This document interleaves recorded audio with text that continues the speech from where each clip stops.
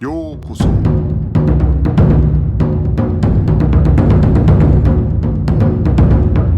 Eu sou o Gustavo e você está ouvindo o Budocast.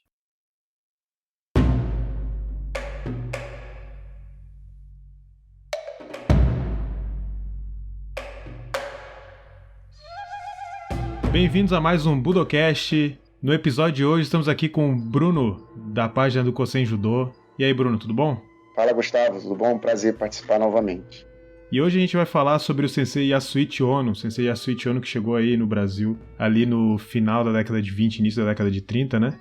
E cara, e aí a gente já vai começar por uma das razões que eu te chamei aqui pra gente conversar, é justamente porque ele tinha uma ligação com o Kanemitsu, né? Com a Genbukan, né? Então acho que seria interessante até a gente falar sobre isso. Pra começar assim, como você tem uma página sobre Kosen Judô, né? O pessoal te pergunta muito sobre Yasuichi Ono, dessa relação dele com o Kanemitsu. Isso já tem muito tempo? Como é que tem sido pra você desde o início da página do Kosen Judô e as pessoas conversando contigo sobre essa coisa do Yasuichi Ono? Na verdade, é quase um mantra, né?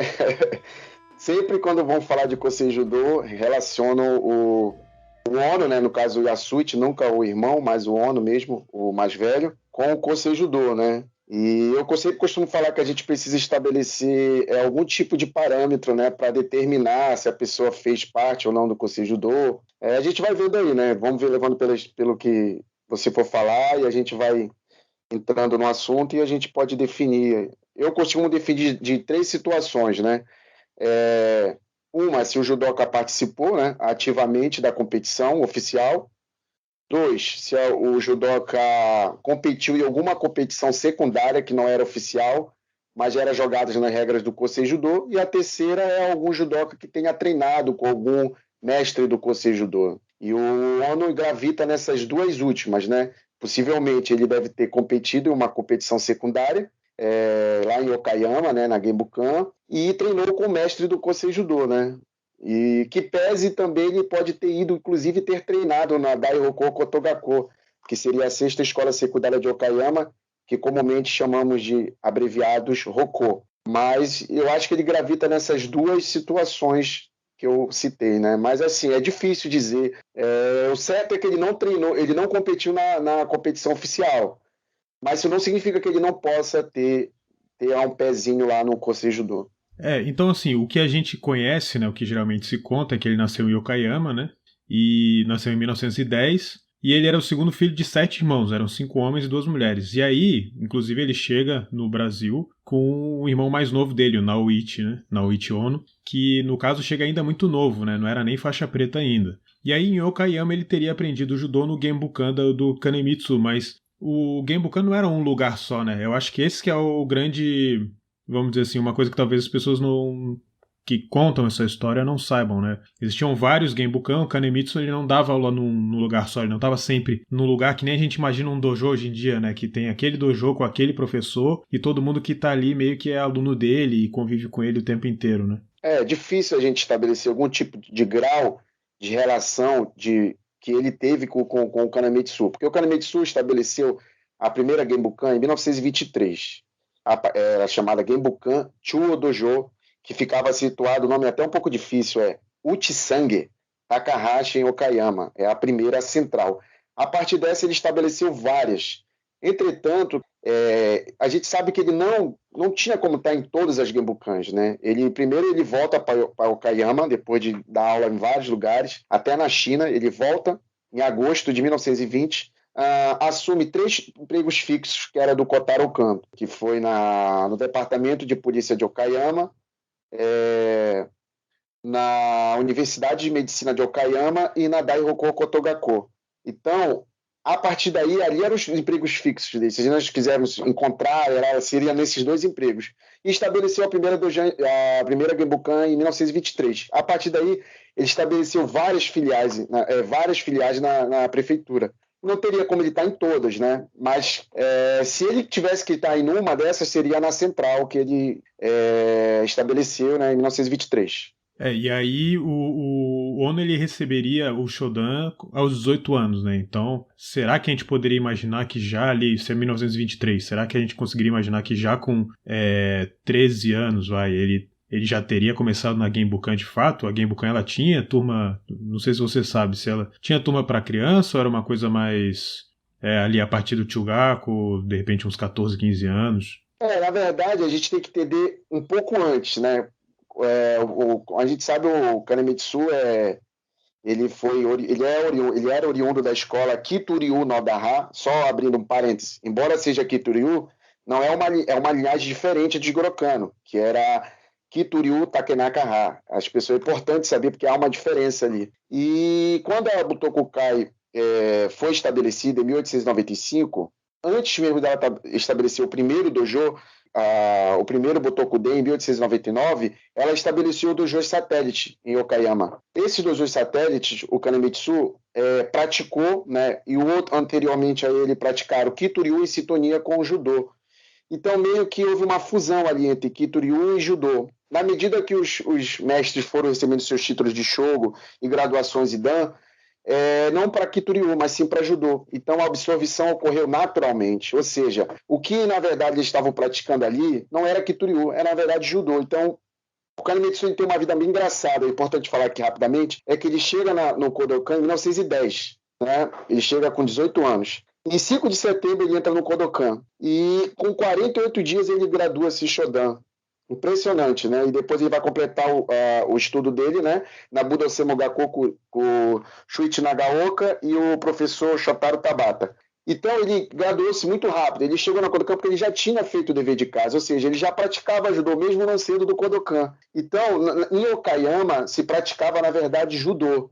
Não era Kituryu. Existia ali uma herança, né? Principalmente na parte de Nagaoasa, que vinha dessa escola. Mas ela foi totalmente absorvida, e o próprio Kanemitsu fala que o que sobrou dessa escola foi um currículo limitado, focado em Koshiki no Kata. Então, basicamente é isso. Então, o Ono, quando ele chegou na Genbukan, não teria como ele ter treinado jiu-jitsu, né? Então, ele praticamente treinou desde o início judô. Então, ele certamente treinou antes mesmo, em algum dojo satélite desse, antes mesmo de entrar na Genbukan, né? Se ele treinou judô um pouco antes, né, de 1923, então ele treinava nesses dojos satélites, né? E é importante também dizer que a partir do momento que é fundada a Butokai, existe ali um esforço de tentar fazer uma padronização do que era a regulamentação da prática de Irandori e das práticas competitivas do Jiu-Jitsu / Judô ali naquela época. E quem encabeçou isso aí foi o Jigoro Kano. Então, de certa maneira, a gente pode dizer que todos os... Não dá pra dizer todos, né? Mas a grande maioria dos estilos, principalmente aqueles filiados a Butokai, eles começaram a incorporar a parte de treinamento, principalmente a parte de Irandori, dentro daquilo que já havia, de certa maneira, sido formatado pela Kodokan. Então, houve uma espécie de formalização entre todos os estilos dessa padronização do formato da parte de competição. E, de certa maneira, o que se ensinava para as crianças era muito a parte competitiva, mais do que uma parte de kata e tal, né? Claro que haveria de se ensinar o kata em algum momento, né? Mas geralmente quando existia a prática em colégio e coisa assim, muitas vezes se iniciava pela prática de competição, pela prática de Irandori, que no final das contas ali já tinha sido final do século XIX, início do século XX, teve esse grande esforço da Butokai em parceria, vamos chamar parceria, né, mas de qualquer maneira, sob a direção do Jigoro Kano nesse processo, de usar essa formatação que o judô já tinha para as outras escolas de jiu-jitsu, né? Então, principalmente os professores que iam estudar, como você citou, a Budo Senmongaku, que era uma escola técnica de formação de professores de arte marcial, eles tinham essa característica, porque eles estudavam dentro dessa padronização que a Butokai estava formalizando. Tanto é que o Randori no Kata da Kodokan, na Butokai, passou-se a chamar Jiu-Jitsu no Kata, o Kata de Jiu-Jitsu, que era o Kata, vamos chamar, da base, né, da fundamentação técnica, que daria aí vazão ao que estava se formalizando ali no final do século XIX como a forma competitiva do judô e do jiu-jitsu em geral, porque mesmo os mestres de jiu-jitsu começaram a ter que se, vamos dizer assim, encaminhar para aquele tipo de prática competitiva e, portanto, da mesma maneira, para a prática de treinamento com o fim de disputar esses torneios competitivos, né? E aí, vamos pensar, né? Se ele estudou sobre o Nagaoka, né? Que o Nagaoka ele dava aula lá na Daiichi Kotogaku em Tóquio, ele sai e vai em direção a Kyoto para dar aula na Butokai.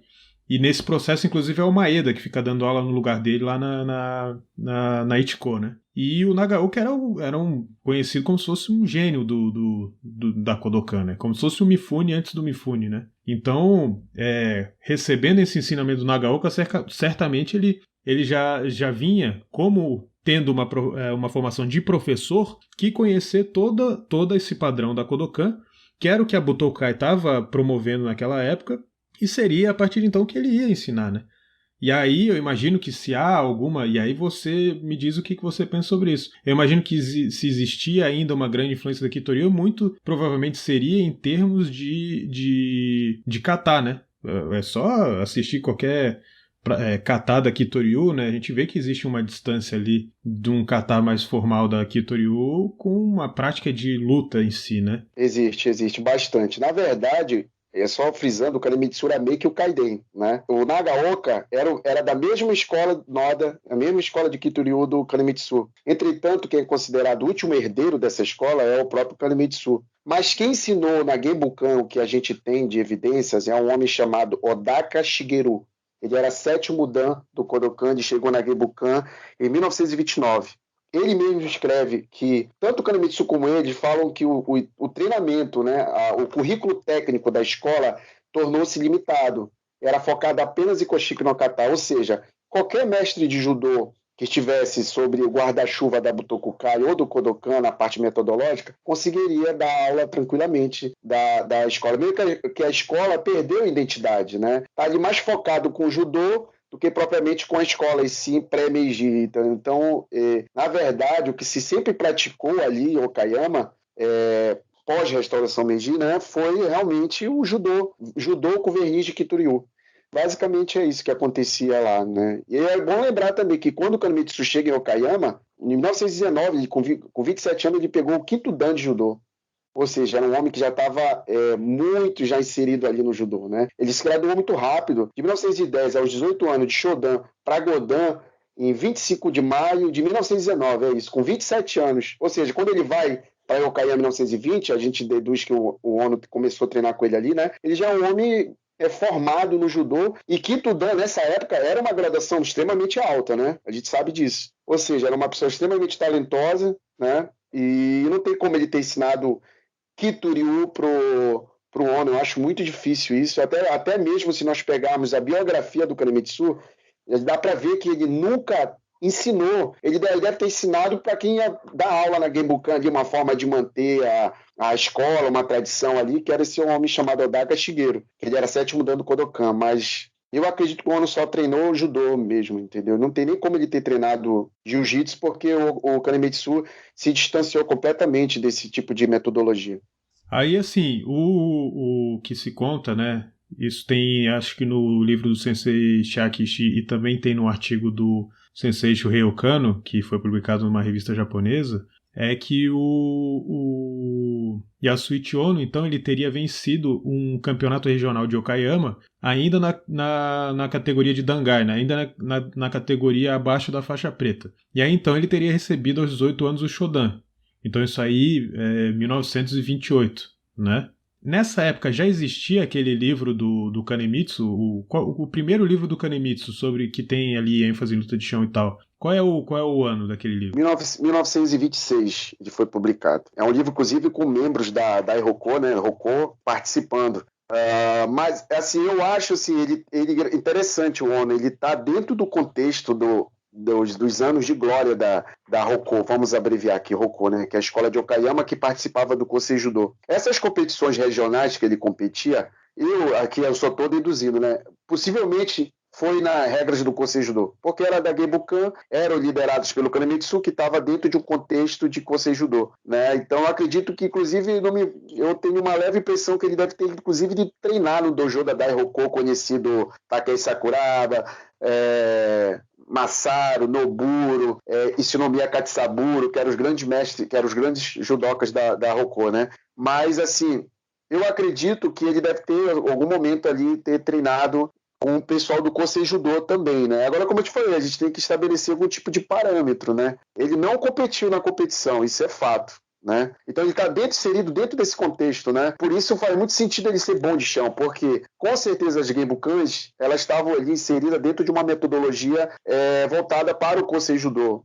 Isso que é interessante, isso só abrilhanta mais ainda, né, a biografia do Ono. E aí eu acho que também a gente pode incluir a questão de que existe, né, uma foto dele nos jornais na época que ele foi lutar contra o Hélio Gracie, se não me engano, em que ele tá fazendo a aplicação do triângulo ali no Sankaku Jime, e também que pelos jornais tem uma matéria que conta que ele estava lendo o livro do mestre dele, né, e aí eu imaginaria, né, que seria esse livro aí de 1926, né, que já tem ali também o Sankaku Jime, mais de uma forma, né, de execução do Sankaku Jime, né, e ali já existe até dá pra ver uma certa complexidade da luta de chão ali, então eu imagino que quando o Ono foi lutar contra o Hélio Gracie, ele já conhecia bem, inclusive a questão das regras da época do jiu-jitsu no Brasil, esse jiu-jitsu, né, que tava enquadrado ali dentro da Federação de Pugilismo, se não me engano, na época que o Ono enfrentou o Hélio já tava dentro da Federação de Pugilismo, esse jiu-jitsu tinha um foco ali na luta de chão e não necessariamente qualquer um que chegava do Japão ia ter, vamos dizer, a experiência para lutar naquela formatação de regra. A gente pode ver o Masago Ichi, né, que chegou no Brasil faixa preta, lutador de sumô, e o Hélio Gracie rapidamente pegou ele no chão, né? Quer dizer, rapidamente mais ou menos, mas tudo que se conta da luta é que foi uma derrota assim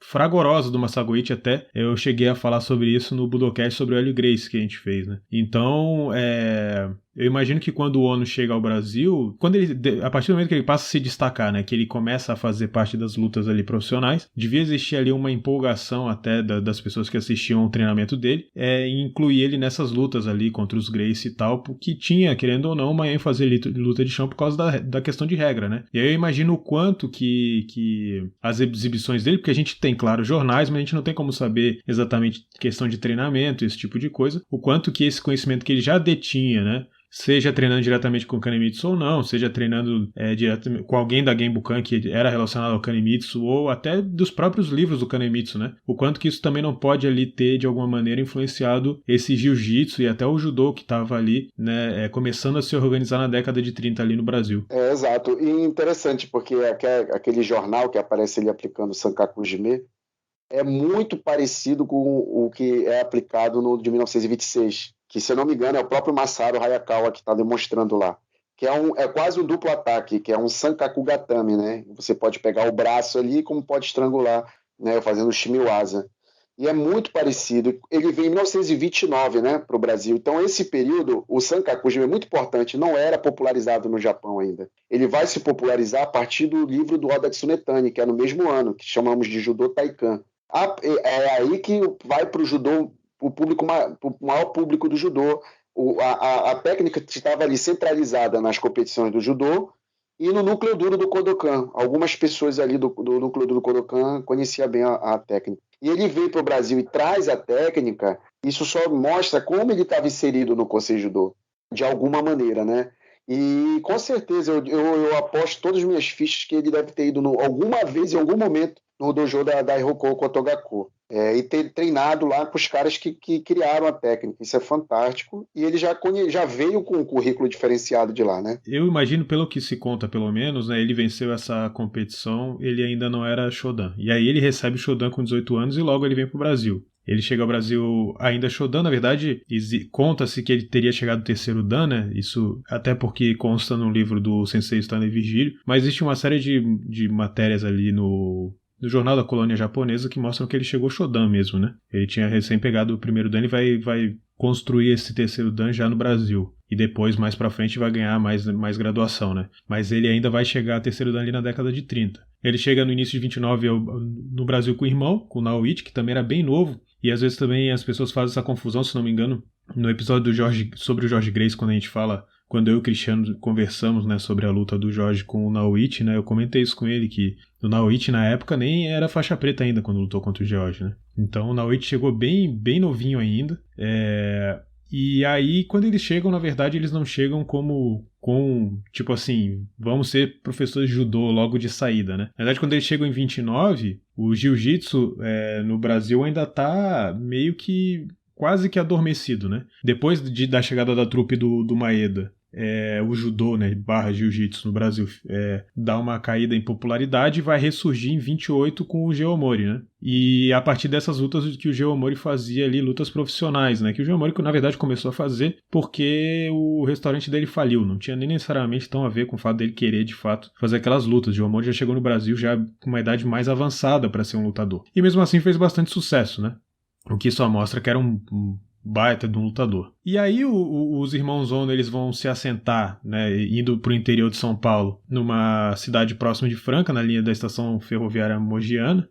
Então existe uma série de diferentes nomes de cidades a depender da referência, né? Mas o fato é que eles vão trabalhar assim em cafezal e tal. Mas em 1933 eles vão se mudar para São Paulo capital, que é quando o Yasuichi Ono vai perseguir de fato a questão de virar professor de judô, né?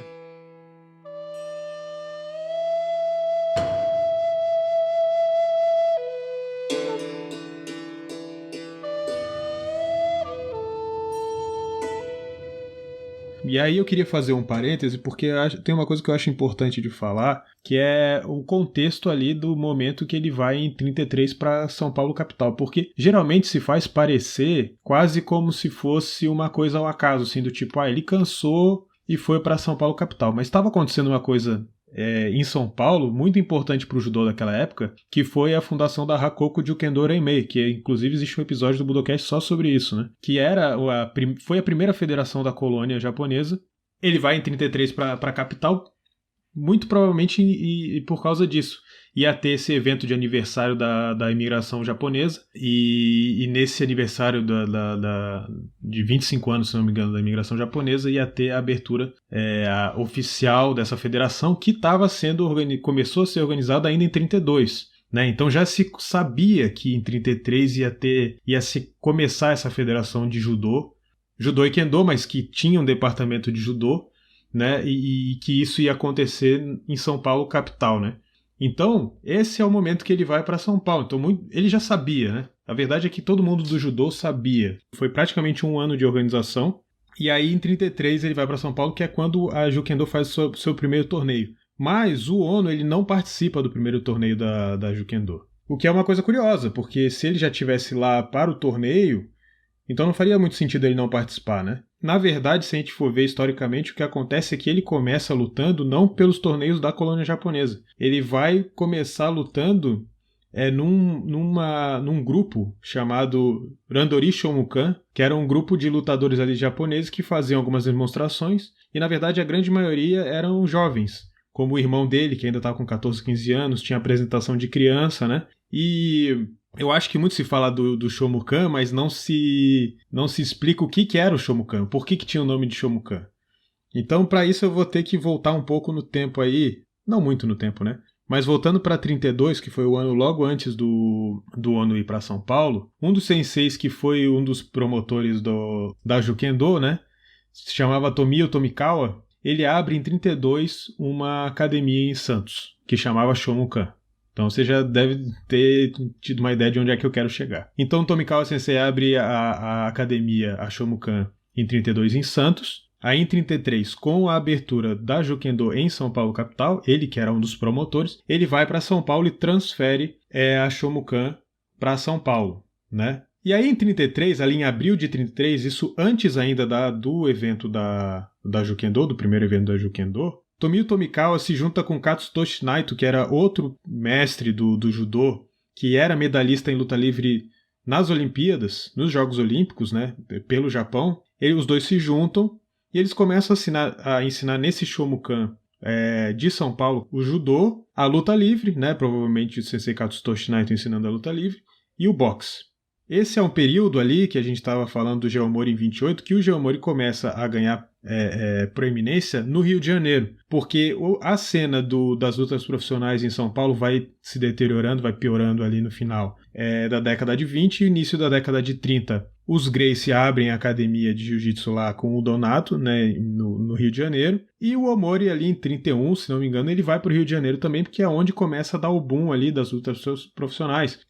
Da luta livre, as lutas de jiu-jitsu, os Gracie promovendo aquelas lutas contra a capoeira, etc, né? E aí começa o cenário das lutas ali em São Paulo, começa a piorar. E aí um cara chamado Kid Pratt, que tinha uma academia de boxe e ginástica em São Paulo, ele vai até o Rio de Janeiro. Né? Ele quer ver ali o que está acontecendo no Rio de Janeiro. Quando ele vai para o Rio de Janeiro, ele percebe que a luta livre está muito em evidência. E o jiu-jitsu também. E aí ele fica um tempo no Rio de Janeiro, aprende ali mais ou menos como dar aula de luta livre. E aí em 33 ele retorna a São Paulo, junto com o Ruman, que era o Roberto Ruman, que era um lutador já profissional, que fez luta tal contra os Gracie. Inclusive no livro do Virgílio fala que o Yasuichi Ono fez uma luta contra o Ruman, mas não foi isso que aconteceu, já vou entrar nesse assunto. E, enfim, e aí o Kid Pratt ele retorna. O Kid Pratt, na verdade, ele se chamava Armando Joffre, vai ao Rio em 33, retorna em São Paulo, querendo fazer mais ou menos o que estava acontecendo no Rio. Então ele vê que tem lá no Rio, tem o boxe, tem a luta livre, tem o jiu-jitsu e tal, e ele quer fazer isso na academia dele. Ele então aprende mais ou menos ali como dar aula de luta livre. Quando ele volta para São Paulo, os jornais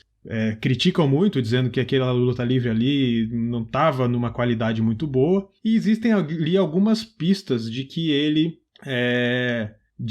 de alguma forma tinha se juntado com alguns japoneses para dar aula de jiu-jitsu na academia dele. Então, em uma matéria de jornal fala da luta livre que foi codificada por Kano, né? Quem é esse Kano? O Jigoro Kano. Começam a aparecer algumas lutas ali nos eventos que o Kid Pratt fazia, que em vez de botar o nome jiu-jitsu, botava luta livre de kimono, né? E por quê? Porque em São Paulo, para os brasileiros, né, o jiu-jitsu não era muito tão bem visto em termos de luta, porque falavam que era muito mais chato e tal. Então é quase como se o Kid Pratt estivesse ali tentando ir introduzindo o jiu-jitsu ali dentro dos eventos de luta, sem falar muito o nome jiu-jitsu. Até que existe uma luta em junho de 33, com uma luta de jiu-jitsu em um evento, 10/6/1933, entre um cara chamado Jack Mukai e Sugano, que são dois lutadores que apareceram para fazer esse evento e nunca mais apareceram em lugar nenhum. Pelo menos eu nunca encontrei esses caras. E aí isso parece muito se conectar com a história do dojo do Shomukan, dojo de Tomiyu Tomikawa e Katsutoshi Naito, ambos que moraram em Taiwan antes de vir para o Brasil, e Naito que tinha morado boa parte da sua vida nos Estados Unidos, né? Quando que a gente começa a realmente perceber essa ligação do Shomukan com a Academia Kid Pratt? Isso a gente vai ver já a partir de 1934, que aí essa ligação se torna realmente oficial, né? O Shomukan ele se transfere para dentro da academia do Kid Pratt, em 1934. Início de 34, tem a luta Hélio Gracie e Miyake. Antes da luta do Hélio Gracie e Miyake, se não me engano, tem a luta Miyake e Ruman, que era como se fosse uma luta de prova que o Miyake estava fazendo de que ele podia lutar no Brasil, né? E o Miyake, depois a gente vai descobrir, ele estava dentro da Shomukan. E o Ruman estava na academia Kid Pratt. Teoricamente, eles eram lutadores da mesma academia, quase. Se de fato existia essa ligação entre o dojo Shomukan e a academia Kid Pratt. E quando a gente vai ver a luta entre os dois na época, o que os jornais dizem? Miyake luta, vai treinar em local misterioso. Ninguém sabe dizer onde Miyake está treinando. E de repente, quando ele aparece pro dia da luta, Miyake estava em São Paulo, que a luta foi no Rio de Janeiro, né? Miyake estava em São Paulo, né? E o que tinha, onde tinha pro Miyake treinar? Na Shomukan, basicamente, né? Aí a gente vai ver, com o surgimento da Randori Shomukan, que outra pessoa que estava ali dentro do Shomukan, treinando e dando aula, era Yasuichi Ono, né? Então, na verdade, o primeiro lugar que o Yasuichi Ono vai dar aula, né? Geralmente se conta que ele abre uma academia, ele abre um dojo, mas o primeiro lugar que ele vai dar aula de fato é na academia do Sensei Tomiyu Tomikawa, ali entre 33 e 34. E aí é quando ele começa a fazer parte dessa Randori Shomukan, né? Então começa a ter como se fosse o Taikai, vai do Shomukan para os japoneses, mas que para os brasileiros era como se fossem apresentações ali de jiu-jitsu, né? Tem uma matéria de jornal que vai falar assim, ó. Em São Paulo aportou a Randori Shomukan, da qual um dos lutadores lançou um desafio geral a todos os lutadores que o queiram enfrentar, em condições vantajosas para todos, sem dúvida. É o caso de Ono, que propõe pagar avultada quantia a quem o resista a 10 minutos de luta. Dito isto, compreende-se facilmente porque Ruma desapareceu novamente, estando, ao que sabemos, fazendo uma excursão pelo interior. É curioso. E por que vem falar do Ruma? Porque já havia se dizendo que o Ono treinava o Ruma em jiu-jitsu e que ele pegava o Ruma a todo momento. E aí, então a gente começa a ver o Ono participando da Randori Shomukan. Ele tinha sido treinador do Ruma de jiu-jitsu e agora ele participa da Randori Shomukan. Mas como eu falei, a Randori Shomukan era mais feita de jovens lutadores de jiu-jitsu. Inclusive, às vezes, tinham apresentações de Kendo, de esgrima japonesa, né? Porque Tomio Tomikawa, além de ser um mestre de judô, era um mestre de Kendo também. E em 34 acontecem essas apresentações do Randori Shomukan. No início do ano, aparece uma matéria de jornal que fala que o Ono estava no Uruguai fazendo algum tipo de luta lá. Não sei, como eu não achei a luta no Uruguai, eu não tenho certeza, né? Mas é a primeira referência que eu encontrei do Yasuichi Ono em 34. E aí depois, final de 34, ele vai fazer essa apresentação da Randori Shomukan. A Randori Shomukan tinha sido patrocinada por uma federação ali de pugilismo, por uma companhia de pugilismo em São Paulo que estava começando a tentar reacender ali o pugilismo em São Paulo, que estava em queda, né? Mas isso durou somente, praticamente, o ano de 1934. E aí, em 35, a gente vê se separando tanto Miyake como Ono e Tomio Tomikawa. Para a gente ter uma ideia, então, de como é que era essa Randori Shomukan, eu vou só ler rapidinho aqui uma matéria que eu acho bem interessante do jornal, que fala o seguinte: a próxima temporada de Jiu-Jitsu. Estreará no próximo sábado, dia 20, a Randori Shomukan. 6 lutas programadas. A Randori Shomukan, trupe japonesa de lutadores de Jiu-Jitsu, que a empresa do Estádio Paulista contratou para uma temporada oficial nessa capital, fará sua estreia no próximo sábado, com um programa do qual contam 6 lutas. Sobre as possibilidades dessas lutas, nada poderemos adiantar, pois nenhum dos contendores é nosso conhecido e pela primeira vez atuam em São Paulo. Segundo dados, porém, que colhemos junto à empresa promotora da temporada, todos os elementos da trupe são consagrados campeões do esporte nipônico. Entre eles figuram Ono, jovem que na sua carreira se tem havido brilhantemente, com mais de 300 lutas. Não foi vencido nunca, apesar de haver lutado contra os mais temíveis lutadores do mundo. No espetáculo de boxe em que se medirá Manglieri e Lopes Chaves, Ono fez uma exibição que agradou plenamente. Foi fartamente aplaudido e está escalado para lutar contra Chigusa, outro ótimo elemento. Miyake, esse que é o mesmo que lutou contra Hélio Gracie, é que eu digo eu. E Takasawa é um japonês que veio da Venezuela, então ele não morava no Brasil, veio da Venezuela e passou a fazer parte da Randori Shomukan. Também se medirão. Um e outro são lutadores de grande técnica. Ono é mais violento e procura sempre abreviar as lutas. Todos os jornais falam isso do Ono, que ele sempre tentava vencer o mais rápido possível. São as seguintes as outras lutas do programa: Murakami contra Ishida, Misawa contra Naritomi, Yamada contra Naoichi e Iwaue contra Azuma. Então Naoichi Ono já participando, mas ainda como... Eram essas lutas, né? Eram lutas demonstrativas de judocas mais jovens, 14, 15 anos. Como eu falei, existiu em algum desses eventos até, lutadores, entre aspas, de 8, 9 anos de idade, né? Então, era mais uma tentativa da parte dos japoneses de promover o judô e dessa companhia do Estádio Paulista de tentar ter promoções, né? Porque esse Estádio Paulista ele foi criado ali nesse ano e esse Estádio Paulista precisava ter evento o tempo inteiro para poder se manter, né? Então um dos eventos que eles criaram foi essa temporada de jiu-jitsu da Randori Shomukan, que depois foi ser continuada em vez de ser... Nossa, eu já falei vários nomes, né? Mas era Empresa Pugilística Paulista. Então, inicialmente era pela Empresa Pugilística Paulista, depois ficou pela Empresa Pugilística Brasileira, porque a Empresa Pugilística acabou e o estádio também acabou não sendo mais utilizado, né? Então, foi uma tentativa aí por parte dessa empresa de fazer uma divulgação e por parte dos japoneses também de divulgar aí o judô, né? Com o nome de jiu-jitsu, né?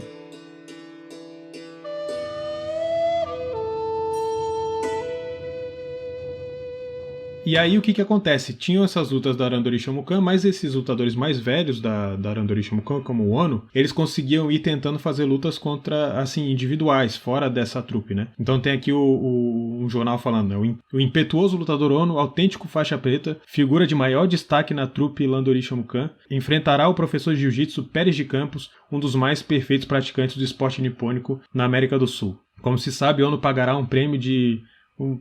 1 milhão de cruzeiros, eu acho, ao professor Pérez, caso não consiga vencê-lo em 10 minutos. Então o Ono ele usa essa coisa de pagar um prêmio, caso ele não conseguisse vencer o adversário em no máximo 10 minutos, e assim ele vai tentando, além da Randori Shomukan, fazer suas próprias lutas com outros adversários. Em 33 e em 34, os irmãos Ono eles não participam da Jukendo, dos campeonatos de judô da colônia japonesa ainda, né? Do campeonato anual, né? Da colônia japonesa. Porque eles estão com a Randori Shomukan. Basicamente é isso, e fazendo essas lutas profissionais que eram chamadas de jiu-jitsu. Tem o Budo Taikai em 1935, em agosto de 1935, no ano seguinte. Participa tanto Naoichi Ono como Yasuichi Ono do campeonato de Jukendo. Naoichi Ono fica em segundo lugar, perdendo para Gozen Saburo Gozen. E Yasuichi Ono ele fica em primeiro lugar. Ele vence a primeira luta contra Maruyama com Gyaku Azar, vence a segunda de Sawada com Kouchi Gari, vence a terceira luta de Oguchi com Tomoe Nage. E aí fica em primeiro, e nessa época ele ainda é segundo dan. Então existe tantas evidências de jornais ali em 34, quando a Shomukan se junta ao Kid Prat, quando a Randori Shomukan passa a existir, etc. Existe ali as evidências de que ele era primeiro dan ainda quando chegou. E aqui a gente vê que em 35, então, ele é segundo dan. Ele ganha o segundo dan. Provavelmente ele é promovido ali pelo Tomio Tomikawa e tal. E aí em 35, em abril, né, então pouco antes dessa Jukendo, dessa competição da Jukendo acontecer, ele funda o Showa Dojo, que é o seu primeiro dojo. Então o que acontece? Existiu o dojo da Shomukan em 34, esse dojo faziam parte Tomio Tomikawa, Miyake e Yasuichi Ono, né? O sensei Katsutoshi Naito já tinha saído para ir para Suzano, né? Ele se mudou para Suzano. Miyake é contratado pelo Kid Prat para ficar como fixo de professor de jiu-jitsu. Tomio Tomikawa volta o Shomukan a ser um dojo independente de judô e kendo. E Yasuichi Ono abre o seu próprio dojo, o Showa Dojo. E aí vence o Budo Taikai, né? Nesse período. E aqui não é como se ele tivesse brigado com os outros senseis, nem nada disso, para abrir o próprio dojo. Em 7 de agosto ele faz o primeiro Taikai do Showa Dojo, então ele tem os próprios campeonatos internos da academia do dojo do Yasuichi Ono, em que tem lá uma apresentação de kata do sensei Tomio Tomikawa, que era um dos mestres que fazia apresentação de kata nos torneios da Jukendo. E quem era o árbitro das lutas era o sensei Tatsuo Kochi. O sensei Tatsuo Kochi era, na época, se não um dos mais graduados da Kodokan no Brasil, né? E era quem de fato fazia, ele que trouxe Sumio Kotani em 39, ele era o grande, vamos dizer assim, promotor do judô no Brasil, Tatsuo Kochi. E existe a história no livro do sensei Shiaki Ishii de que o Yasuichi Ono teria quebrado o braço de Katsutoshi Naito, né, no Budo Taikai, mas como eu não encontrei uma luta entre os dois, né, eu não sei se isso aconteceu no evento do Budo Taikai ou se isso aconteceu de repente num treino lá do Shomukan, na época que Naito ainda fazia parte do Shomukan como professor.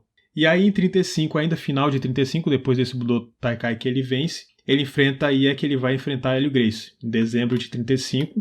Eles empatam, né? Mas a gente já sabe como é que foi a luta, né? O Ono ele teve grande vantagem a luta inteira, né? Mas por causa principalmente das regras, né? A luta não acabava somente com a projeção, ele tinha que realmente finalizar o Hélio Gracie no chão. E antes da luta, né? A gente falou bastante dessa luta lá no Budocast sobre o Hélio Gracie, mas só para falar aqui o que os jornais diziam de quem era Yasuichi Ono antes dessa luta. Então o jornal da época diz o seguinte: mas finalmente, quem é Ono? Que credenciais apresenta? O público tem direito de fazer essas perguntas, já que Ono nunca lutou entre nós. Isso no Rio de Janeiro. Né? Os técnicos, mormente os técnicos de São Paulo, conhecem bem Ono. Tem uma academia na Pauliceia, onde ensina o jiu-jitsu com rara eficiência. Trata-se de um faixa preta de 5ª categoria, e isso não se verifica pelos jornais da colônia japonesa, tá? Então ele ainda não era 5º dan. Inclusive ele vai receber o 5º dan mais à frente, e o jornal conta que ele recebeu o 5º dan do mestre dele, né? O certificado de 5º dan do mestre dele, isso já na década de 50, se não me engano. E aí o jornal continua: isto é de uma das melhores classes, pois a 6ª é a melhor de todas, né? Em 35 não acredito que o 6º dan era o mais alto, agora eu teria que reforçar minha memória, mas quase certo que não era a mais alta naquela época. 6º dan acho que era a mais alta quando o Maeda veio pro Brasil ali ainda, em 14, né?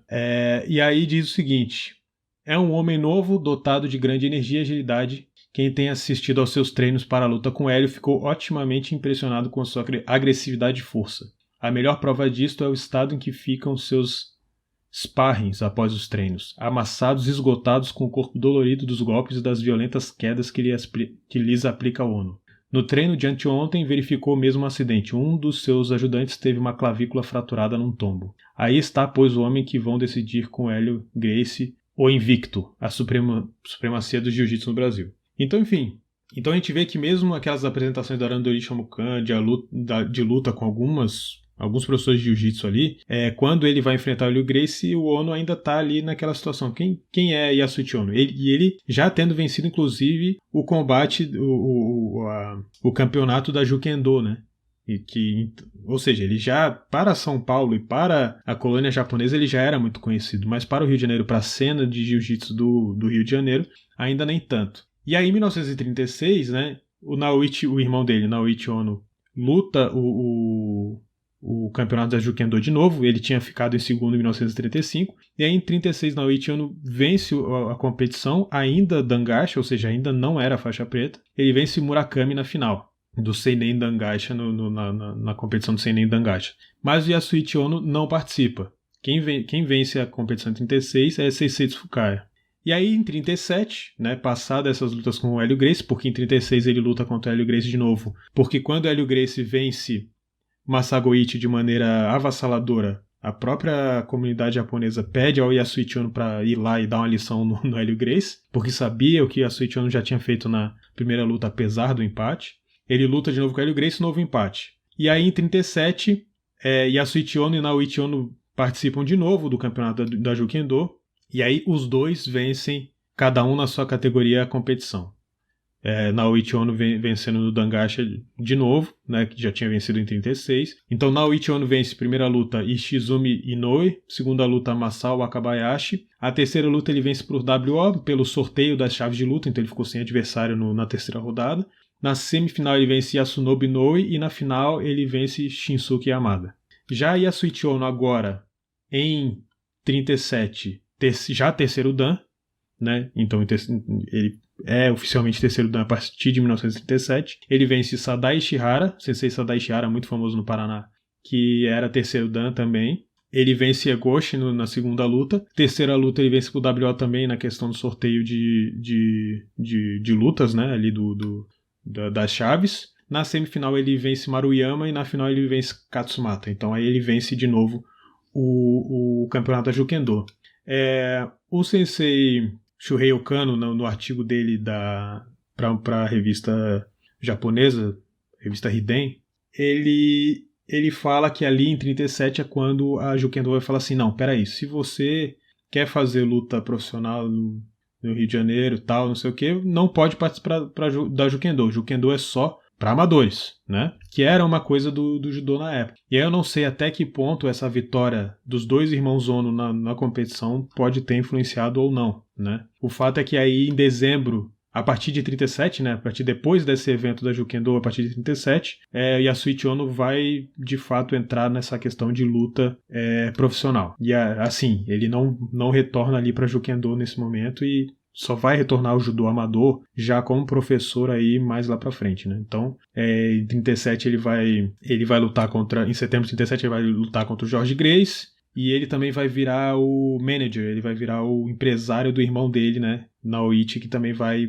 voltar a fazer lutas. Aí agora já em outubro de 37 Naoichi vai lutar contra o Jorge, né? Então a luta contra o Yasuichi Ono, o Jorge perde por estrangulamento em setembro. Em outubro o Naoichi perde para o Jorge, e aí é o que eu lembro, né, que o Naoichi ele ainda nem era faixa preta ali em 37, pelo menos no campeonato da Jukendo ele ainda não era faixa preta, né? E aí vai ter uma série de lutas ali contra o Jorge Gracie dos dois irmãos, né? E aí, de fato, ali final de 37, a Yasuichi Ono se volta para as lutas profissionais, chega a fazer luta livre, e aí é quando ele, de fato, resolve ali, né, enfim, sair do circuito ali, vamos dizer, definitivamente, né, daquele circuito amador do judô, daquele circuito amador do judô que está se formando em São Paulo com a comunidade japonesa, e, de fato, entrar naquele circuito do Rio de Janeiro, das lutas profissionais, né? Lembrando que para lutar contra Hélio Gracie, Yasuichi Ono foi treinado por Takeo Yano e Geo Mori, então ele já conhecia todo mundo daquele circuito, né? Claro, né, o Kid Pratt, né, por causa da proximidade do Shomukan com o Kid Pratt, com a academia Kid Pratt. Então nisso tudo, né, ele já conhecia, né, tanto o pessoal da comunidade japonesa, a gente viu na apresentação lá naquele primeiro campeonato da academia dele, né, Tatsuo Okochi, Tomio Tomikawa, e no outro lado, né, o pessoal do Rio de Janeiro ele conhecia igualmente por causa do período da Arandori Shomukan, das lutas contra o Hélio Gracie, etc, né.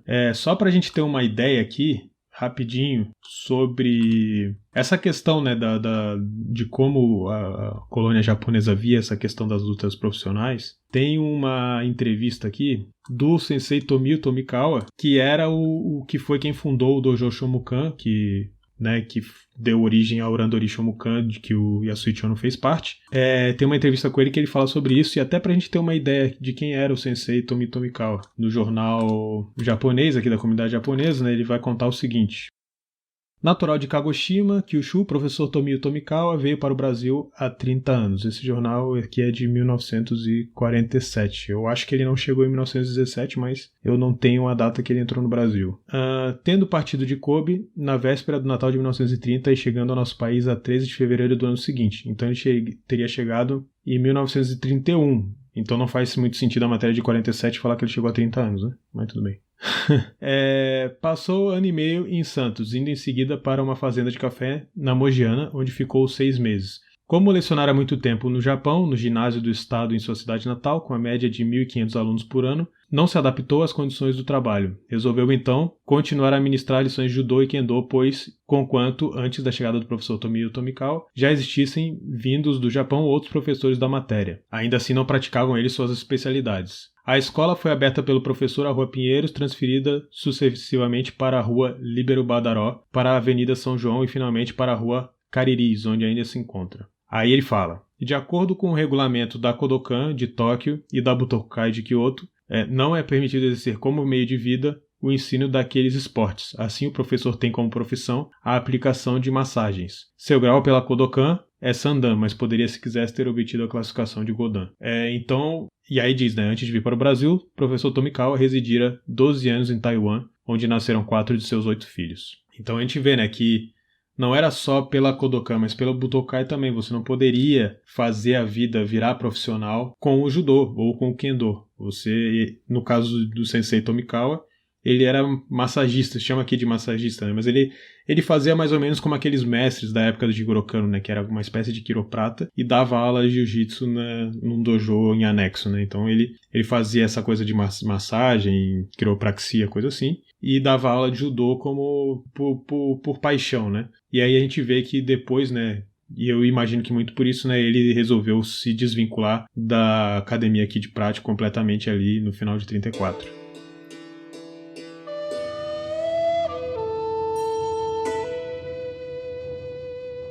E aí, em 37, o final de 37 e durante 1937, Yasuichi Ono vai fazer essas lutas. Ele assume, em fevereiro de 38, a função de coordenador das aulas de jiu-jitsu na Associação Cristã de Monstros de São Paulo. E aí lá faz a propaganda dele, dizendo que o Sr. Yasuichi Ono é um nome bastante conhecido nessa capital, principalmente no Rio, onde já teve ocasião de medir-se várias vezes com os lutadores de maior projeção. Além disso, Ono já tem realizado excursões pelo interior do estado, também foi por algum tempo instrutor do 4º Batalhão de Santana, onde ministrava ensinamentos àquela corporação. E aí ele, basicamente é isso, ele vira promotor de lutas, ele vira lutador profissional, né? Tem a luta Suleiman versus Ono, Antônio Olivieri versus Ono, com vitória, uma luta que durou 2 assaltos, né? Facilmente ele mostrou que ele era melhor do que Antônio Olivieri. Mas a grande maioria, aí eu chutaria 90% ou mais das lutas de Yasuichi Ono eram nas regras do jiu-jitsu, né? Geralmente a gente imagina que ele fez muitas lutas ali, sem kimono e tal, mas a maior parte das lutas dele foi na regra do jiu-jitsu daquela época, né? Principalmente o que era promovida pela Federação de Pugilismo.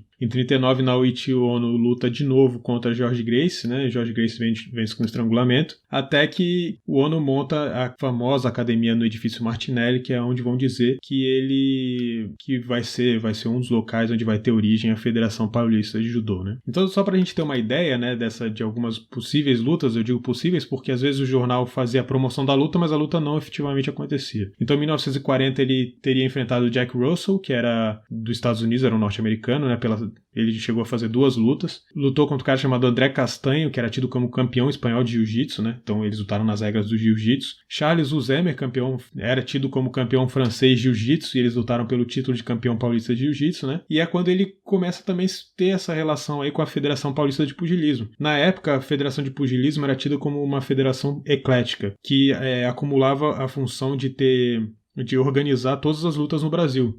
Logo depois dali, no início de 40, ali, quando ele começa a fazer essas lutas e tal, em 42 a Jukendo, que era a federação dos japoneses, ela é fechada, né? Enfim, por todas as tensões da guerra e tal, tudo aquilo que o governo brasileiro fez na direção de oprimir mesmo a população japonesa no Brasil, pelas questões todas que a gente conhece da Segunda Guerra Mundial. E aí, durante esse período, ele se relaciona, ele vai se juntar mais com a Federação de Pugilismo mesmo, que ele já tinha deixado, de certa maneira, né? Já tinha se distanciado da Jukendo e dos professores japoneses. E aí, em 1943, ele faz o que é tido como a luta dele aí contra um cara do boxe, que é o Tobias, né? Então tem um jornal Correio Paulistano de 1943 que vai falar o seguinte: boxe versus jiu-jitsu. Esteve ontem em nossa redação o conhecido lutador jiu-jitsu Yasuichi Ono para nos agradecer algumas referências que fizemos sobre o seu sistema de luta há dias atrás. Conversando com o nosso redator especializado, praticante do eficiente sistema de combate, disse-nos de sua satisfação em ter vencido o experimentado pugilista Tobias. Perguntado se iria ainda realizar outro combate contra novo boxer, Ono nos informou que não é esse seu desejo, embora ao começo parecesse que iria aceitar nova luta, e explicou-nos então os motivos. Antes da luta que realizei com Tobias, dirigi um desafio aos lutadores brasileiros, quer praticassem jiu-jitsu, quer luta livre romana ou boxe. Quando o fiz, tinha apenas o fito de contrariar as afirmações de certo magazine, onde se faziam afirmações em torno de uma luta de boxe contra jiu-jitsu. Não acreditei que tal luta se tivesse realizado, e por isso me punha ao dispor de qualquer pugilista que quisesse provar a superioridade do boxe. Depois de certo tempo, Tobias aceitou o repto e lutou. Daí a tempos, por sinal de que maneira bastante leal e corajosa. Antes de Tobias, qualquer outro boxer poderia ter aceito o desafio. Tratava-se apenas de uma luta onde devesse prevalecer a esportividade. Agora, porém, parece-me que certos elementos, a revelia mesmo de meu atual desafiante, Lofredinho, pretenderam envenenar o ambiente esportivo, dentro do qual poderia realizar-se uma provável pugna. Tanto isso é verdade que se pensou em transformar uma luta apenas esportiva num combate onde prevalecesse o espírito de rixa. Essa luta de Ono contra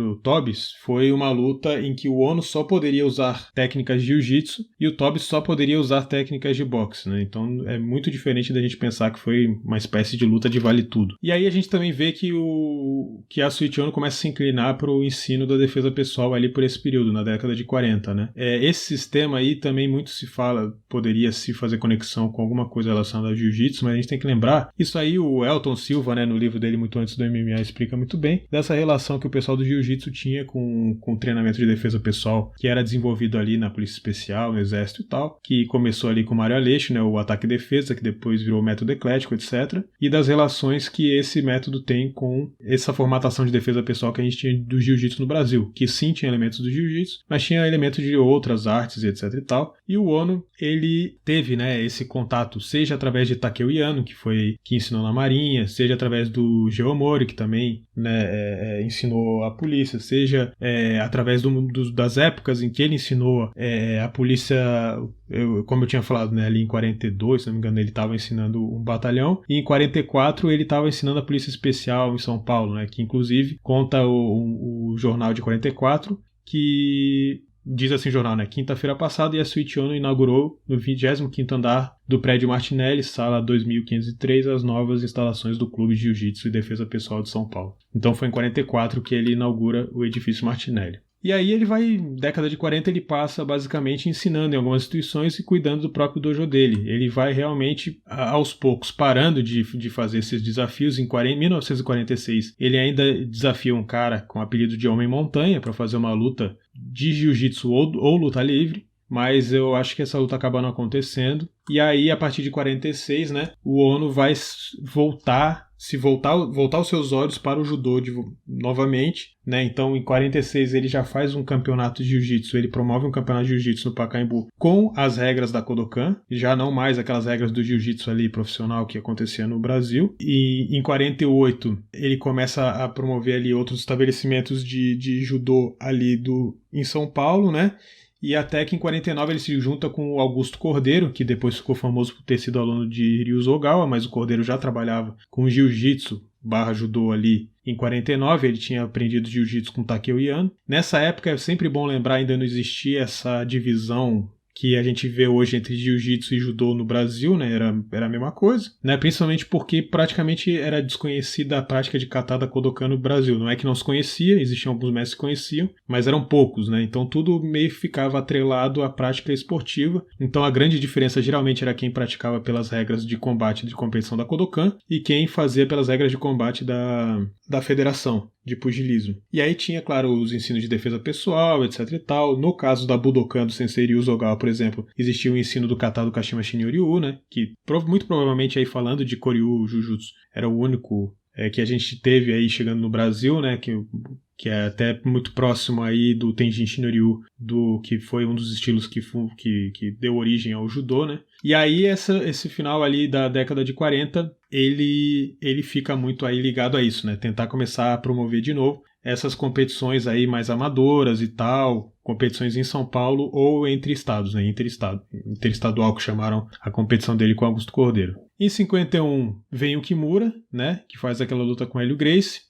Quando o Hélio Gracie vence o Kato, né, que foi, vamos dizer, a luta de teste ali para o Hélio Gracie poder enfrentar o Kimura, o Ono fala que qualquer um poderia vencer o Kato, que o Kato não era um grande lutador, e o Yasuichi Ono se dispôs a enfrentar o Hélio Gracie ou o Kato, quem fosse o vencedor da luta, né?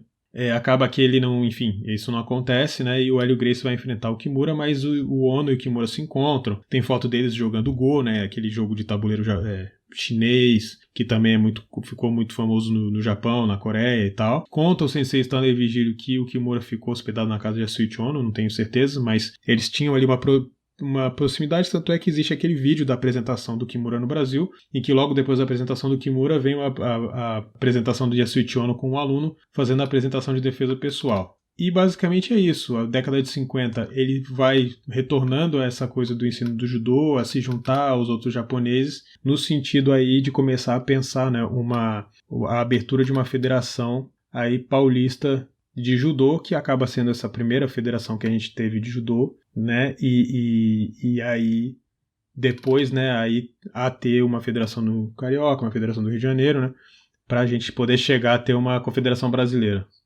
É justamente nesse inteirinho da década de 50 que eu acredito que o Kanemitsu estreitou relacionamento mais com o Ono, né? Ele enfrentou problemas, né, com seus discípulos referente à arrecadação do 70º aniversário do Kodokan, que foi em 1952, e uma relação que foi a bala de prata para ele se separar do Kodokan, vamos dizer assim, que foi a Genbukan, que agora o nome era Gen-Yokai, estava emitindo classificação contrária à Federação Japonesa.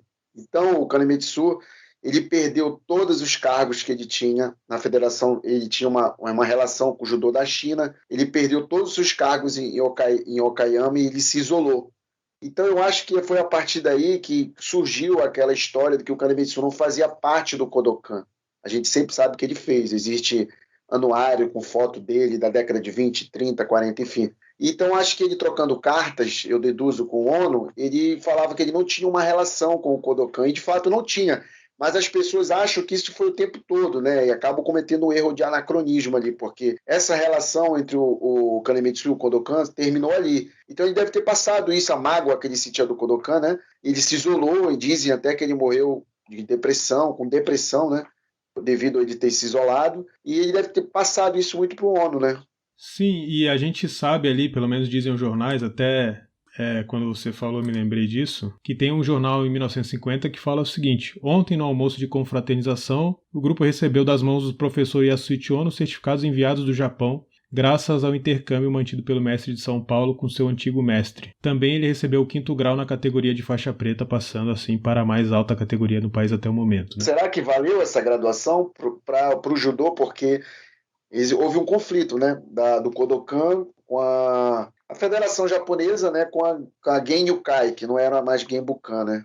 E aí, em 39, quando o Kotani vem pro Brasil para avaliar a situação do judô no Brasil, quando ele volta, ele publica na revista da Kodokan falando que os irmãos Ono eram autograduados, no caso do Yasuichi Ono, quarto dan, né? É uma crítica a eles, né? E eu imagino, eu não sei dizer se essa aproximação também com relação a deixar bem claro ali um certificado enviado do Kanemitsu do Japão não era para dar ali uma validade, né? Já que ele tinha se afastado da Jukendo. Em 1960 tem um jornal que vai falar o seguinte, ó, desembarcou em Belo Horizonte com um diploma, falando de um professor de jiu-jitsu aqui, né? Desembarcou em Belo Horizonte com um diploma assinado pelo professor Yasuichi Ono e expedido pelo professor Kanemitsu, né, que é Kanemitsu, né, presidente do Instituto Genbukan da cidade de Okayama, no Japão. Então, até 1960 a gente ainda vê aluno do Yasuichi Ono com esses certificados do Kanemitsu, né? E aí é em 64, se não me engano, que o Ono vai para o Japão por causa dos Jogos Olímpicos de Tóquio, se não me engano, o filho dele participa, né?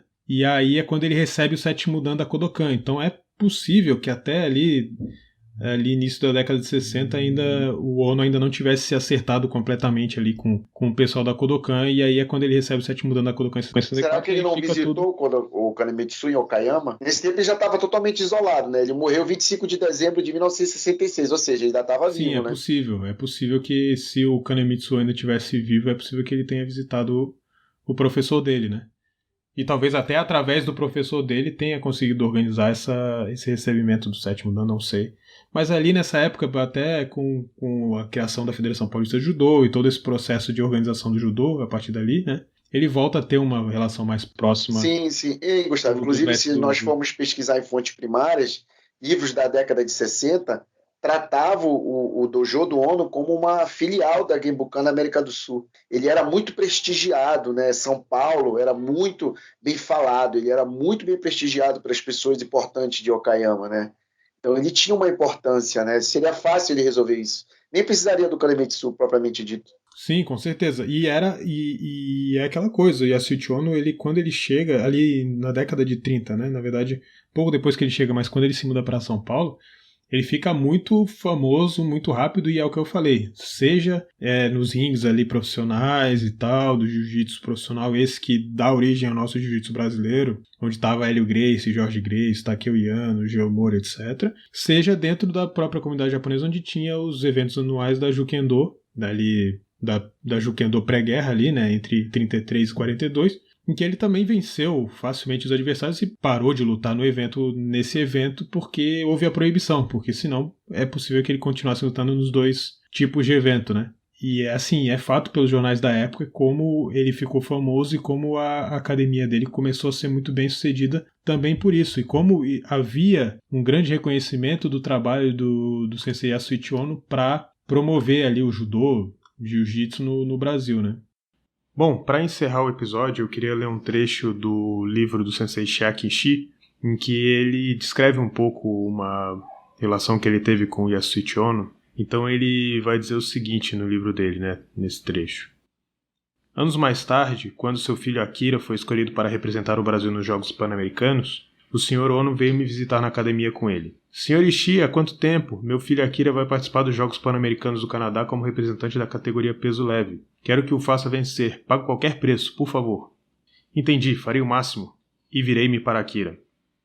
A partir de hoje, venha nas manhãs de segunda, quarta e sexta-feira. Eu treinarei sem dó nem piedade. Deixe comigo. Desta forma, teve início o treinamento especial. Com quase 100 quilos, eu era da categoria peso pesado, e Akira, com 60 quilos, era atleta de peso leve. Por mais que ele usasse a técnica que conhecia, não era páreo para mim. Entretanto, o seu Ouchigari tinha algo penetrante. Essa também era minha técnica favorita.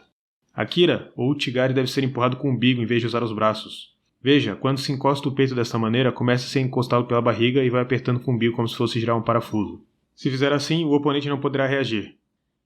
Está ruim, é assim. Olhe, é para prensar o umbigo. Isso, é assim mesmo. Mais uma vez, muito bom. Mais um pouco, gire como um parafuso. Isso, está muito bom. Dessa maneira, ele dominou o Ouchigari e conquistou a medalha de ouro nos Jogos Pan-Americanos. Quão grande terá sido a alegria do Sr. Ono. Após retornar do Canadá, Akira veio à minha academia na companhia do pai trazendo muitos presentes. Professor, o Ouchigari foi realmente eficaz. Muito obrigado, disse Akira. Sr. Ishii, muito obrigado por tê-lo treinado tão bem. Isso é apenas um sinal de gratidão. Junto com essas palavras do Sr. Ono, recebi uma quantia bem considerável. Lembro-me de que, anos depois, Akira veio me cumprimentar, pois iria se candidatar a vereador de São Paulo. Algum tempo depois recebi a notícia de que Akira tinha falecido e pensei na tristeza do Sr. Ono. Depois disso, este não saiu mais de casa. Telefonei-lhe várias vezes solicitando uma entrevista, pois queria escrever sobre a história do judô, mas minha solicitação sempre foi recusada. Sem alternativas, fui à academia do seu irmão Naoichi para saber sobre a vida pessoal do Sr. Ono. O Sr. Naoichi me contou que, nos últimos anos, o Sr. Ono sofria de um leve mal de Alzheimer e andava muito esquecido. Desgostoso de sair em público, vivia recluso no apartamento. Quase todos os mestres que construíram a história do judô no Brasil já faleceram. No Brasil, muitos viveram a vida de forma prazerosa. Há muitas pessoas que levaram uma vida extraordinária que seria impossível experimentá-la no Japão. O Sr. Ono é um desses representantes. De certa forma, foi um dos vencedores da imigração. Tenho a impressão de que teve uma existência muito mais interessante do que vários especialistas de judô que ficaram no Japão. Bom, e é isso. Então ficamos por aqui com mais um Budocast. Obrigado, Bruno, aí por ter participado. Acho que dá pra gente dar uma ilustrada boa aí, não só, né, quem foi a Suichi Ono, mas também, né, essa relação que ele teve com o Japão aí, e eu acho que talvez tenha sido o professor de judô no Brasil mais próximo aí do Kosen Judô. O que você acha? Exatamente. É muito legal, eu fico muito satisfeito saber que o Ono, uma figura tão interessante, importante, né, com uma biografia virtuosa, podemos correlacioná-lo com o Kosei Judô, né, naquelas duas situações que eu havia explicado no começo, e eu considero ele sim alguém que estava ali inserido no Kosei Judô de alguma maneira, principalmente porque ele treinou com o Kanemitsu, né, então é muito satisfatório saber disso. Bom, então é isso. Não esqueça de nos seguir nas redes sociais, no Instagram, no Facebook, no YouTube agora também. Eu estou começando a subir alguns vídeos lá para o YouTube. Ficamos por aqui então e até a próxima.